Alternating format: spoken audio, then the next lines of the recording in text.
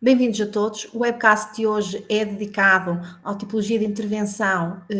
investimentos integrados em investigação, desenvolvimento e inovação empresarial, enquadrado no sistema de incentivos à investigação e desenvolvimento previsto no âmbito do Programa Temático Inovação e Transição Digital do Portugal 2030.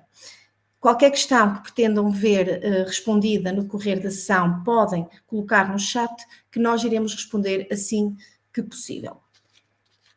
O sistema de incentivos, o sistema de apoio à investigação e desenvolvimento e inovação empresarial tinha previsto um aviso entre novembro do presente ano e março de 2025, sendo que a dotação disponível para este aviso é de 349 mil euros. Sendo que para o Compete 2030 está prevista uma dotação de 343 milhões de euros,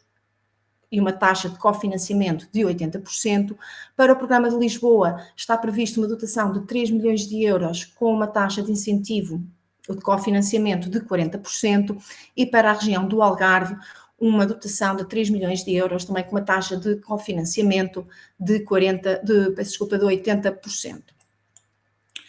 O grande objetivo desta tipologia de investigação, desenvolvimento e inovação empresarial é apoiar o desenvolvimento de atividades que vão desde a investigação até à produção ou a introdução no mercado de produtos ou processos, potenciando de alguma forma a inovação produtiva das empresas. E, portanto, estes projetos, estas atividades a desenvolver, deverão decorrer de uma cooperação entre empresas, envolvendo pequenas e médias empresas, ou small mid-caps, assim como grandes empresas ou enésios. Portanto, são projetos que poderão ser desenvolvidos por pequenas e médias empresas ou small mid-caps, mas também poderão integrar em copromoção grandes empresas ou enésios. De realçar aqui, estes small mid-caps são empresas que, não reunindo as condições materiais para serem consideradas pequenas e médias empresas, empregam enquanto empresa autónoma até 500 trabalhadores. Ou seja, estamos a falar de empresas que, pelo facto de estarem integradas num grupo com mais de 250 trabalhadores, não sejam PMEs, mas tenham individualmente menos de 500 trabalhadores. Relativamente às tipologias de ação, antes de mais gostaria de realçar que os investimentos produtivos deverão ser vistos sempre como complementares às atividades de investigação e desenvolvimento abrangidas no âmbito do projeto, e devem visar, ou devem ter como objetivo incorporar os resultados nas atividades económicas da empresa e na sua introdução no mercado ou disponibilização a potenciais utilizadores das mesmas, portanto, dos resultados. Devem ter como objetivo a produção de bens de alta ou média-alta intensidade tecnológica ou de serviços que sejam intensivos em conhecimento, que sejam transacionáveis, internacionalizáveis, tenham elevada incorporação nacional e que, no fundo, se reflitam, que sejam integráveis em cadeias de valor globais. Estão previstas 4 tipologias de ação. Primeira, a criação de um novo estabelecimento. Segunda, um aumento da capacidade de um estabelecimento que já exista, e aqui estamos a falar de um aumento de pelo menos de 20% da capacidade instalada face ao ano pré-projeto. Aqui o ano pré-projeto será o último ano encerrado. Nesta fase estaríamos a falar do ano de 2023. E, portanto, este aumento da capacidade instalada é aferido através do valor bruto da produção ou outro critério que seja viável tecnicamente para a empresa. Terceira tipologia, a diversificação da produção de um estabelecimento para produtos que não eram anteriormente produzidos neste estabelecimento, e aqui os custos elegíveis devem exceder pelo menos 200% o valor contabilístico dos ativos que vão ser reutilizados no âmbito do projeto e no âmbito deste processo, no fundo, de diversificação da produção. A quarta tipologia, alteração fundamental do processo global de produção de um estabelecimento existente. Portanto, aqui neste caso estaremos a falar de um novo modo de produzir, um novo processo global de produção, em que os custos elegíveis devem exceder a amortização e depreciação dos ativos que estejam associados a este processo de modernização na empresa, portanto, isto no curso dos 3 últimos exercícios fiscais. Portanto, estaríamos a falar de 2021, 2022 e 2023. No que diz respeito à modalidade de apresentação de candidaturas, está prevista a modalidade de apresentação em copromoção, em que são entidades elegíveis, os beneficiários, as pequenas e médias empresas e as small mid caps. Podem ser elegíveis as grandes empresas desde que as operações sejam apresentadas em copromoção com PME.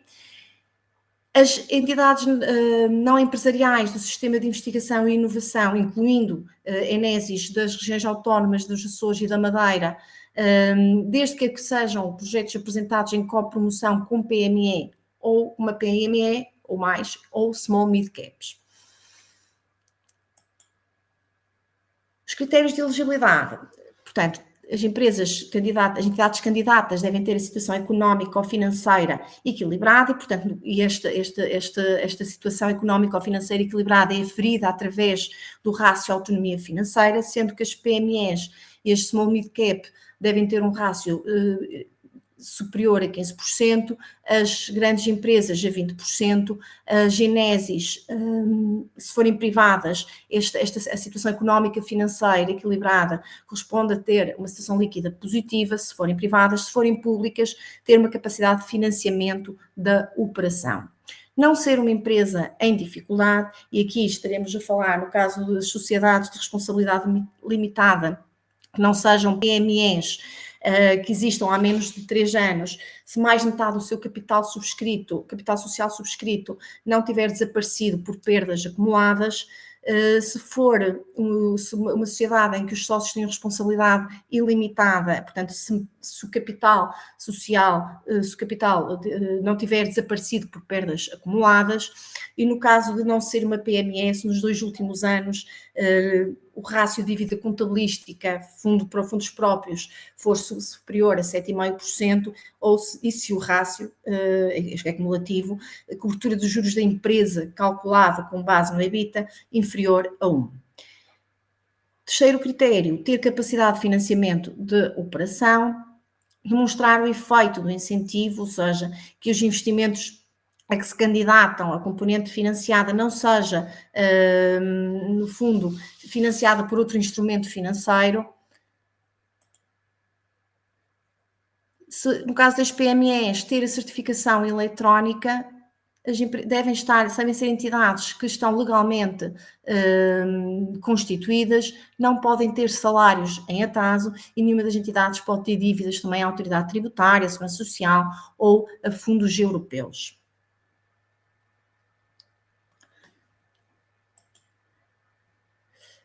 Relativamente aos requisitos,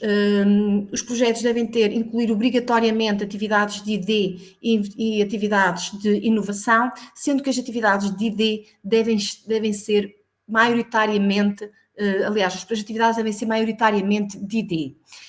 As grandes empresas, se os incentivos forem concedidos ao abrigo daquela quarta tipologia que eu referi há pouco, portanto, a alteração fundamental no processo de produção, os custos elegíveis devem também, no caso delas, exceder a amortização e depreciação dos ativos que estejam associados a todo este processo de modernização no decurso dos 3 últimos exercícios fiscais. As formas de apoio, portanto, o apoio está previsto que a subvenção seja efetuada através de o apoio seja efetuado através de custos reais e ou opções de custos simplificados, e vamos ver que esta opções de custos simplificados está prevista que possa ocorrer nas atividades de investigação e desenvolvimento. No que diz respeito às taxas e relativamente às taxas de financiamento, portanto, as atividades de ID e os investimentos previstos no âmbito da inovação têm taxas de financiamento distintas e majorações também distintas que possam aqui alavancar, no fundo, a taxa base. No caso das atividades de investigação e desenvolvimento,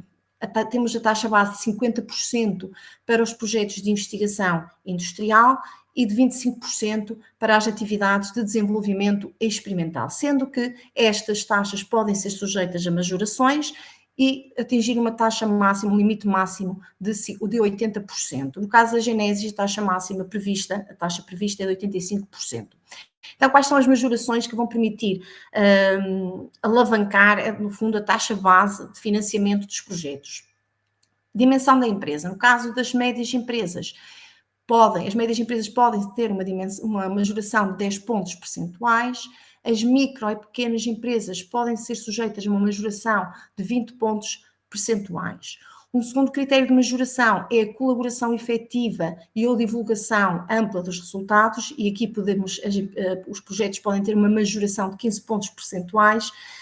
cumprindo pelo menos um destes critérios seguintes. Se pelo menos uma PME, portanto, se o projeto for apresentado por pelo menos uma PME ou pelo menos 2 Estados-membros, e se uma empresa suportar mais de 70% dos custos elegíveis. Ou se o projeto é apresentado por uma empresa e uma ou mais Enesis, desde que estas suportem pelo menos 10% dos custos elegíveis e tenham direito a publicar os seus próprios resultados. Ou então, esteja prevista no âmbito do projeto uma ampla divulgação dos requisitos, dos resultados, através de conferências, publicações em revistas científicas, repositórios de acesso livre. Um terceiro critério que possa levar à majoração é a localização da operação. Se localizada nas regiões Norte, Centro ou Alentejo, pode ter uma majoração de 15 pontos percentuais. Se localizada na região de Lisboa ou Algarve, 5 pontos percentuais.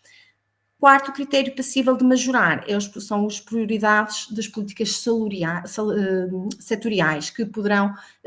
levar a uma majoração de 5 pontos percentuais. E, portanto, estas majorações serão aplicáveis à taxa base e, portanto, podem as atividades de ID ter um apoio financeiro, no fundo, uma comparticipação que vai até 80%. Relativamente aos investimentos, às atividades ou às despesas que possam ser consideradas elegíveis no âmbito do presente das atividades de ID, despesas elegíveis, custos com pessoal técnico do beneficiário que esteja dedicado às atividades de ID previstas no projeto, custos com a aquisição de patentes a fontes externas ou por estas licenciadas, custos com matérias-primas ou materiais consumíveis que possam ser utilizados ou que estejam previstas a ser utilizadas no âmbito do projeto, custos com a aquisição de componentes para construir, no fundo, instalações piloto ou experimentais ou demonstração ou para a construção de protótipos,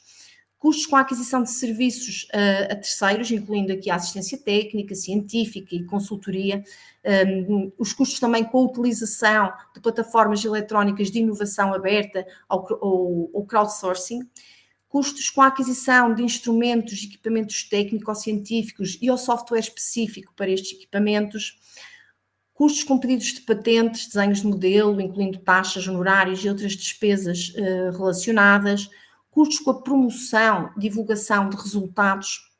da operação junto do setor que vai utilizar no final os resultados do projeto, ou de empresas-alvo, no fundo, incluindo aqui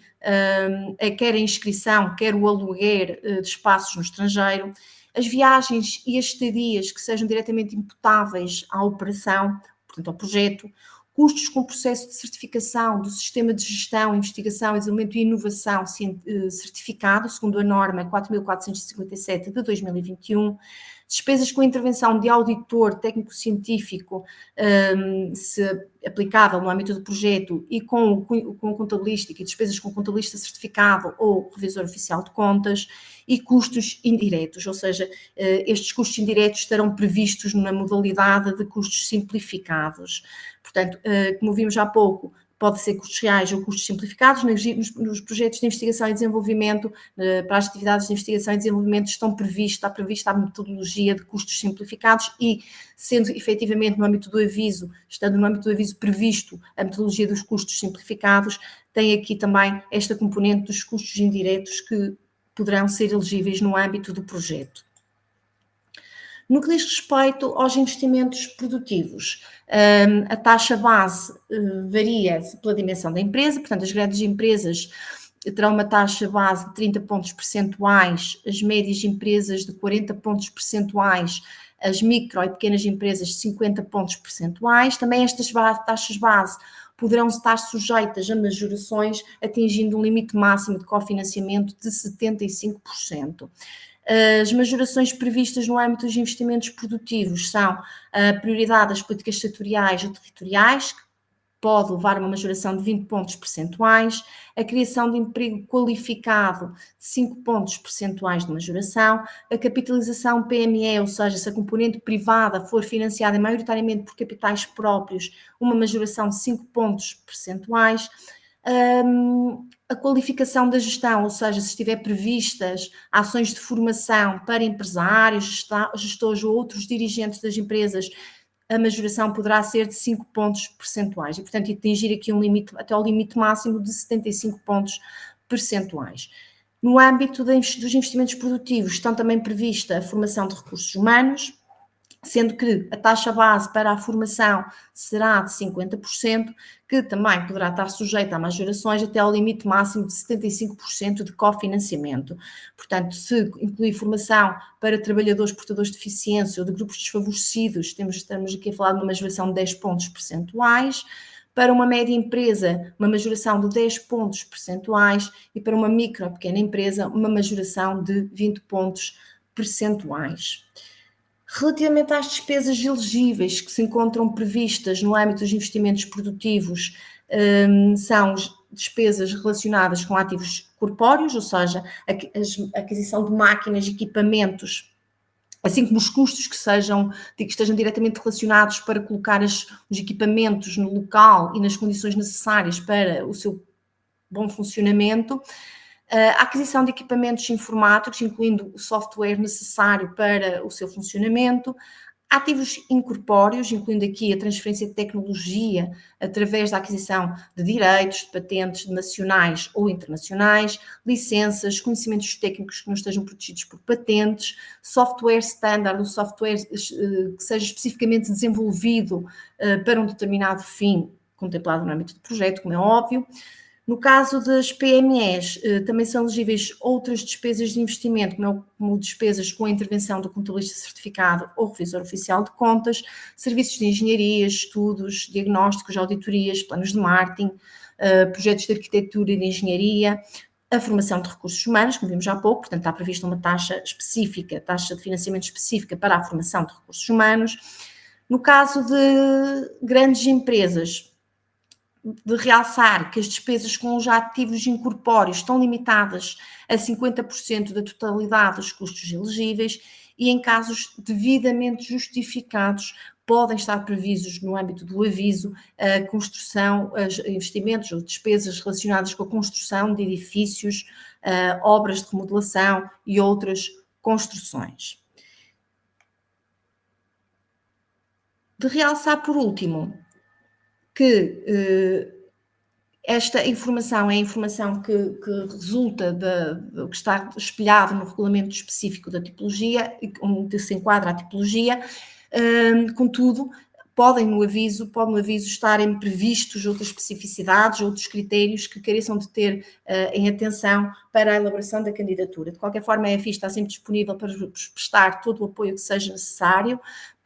e assim como os esclarecimentos que considerem necessários para a elaboração da candidatura. Portanto, obrigada a todos pela vossa participação. Todas as questões que se encontrem no chat, nós iremos responder com a maior brevidade possível e até próximo webcast.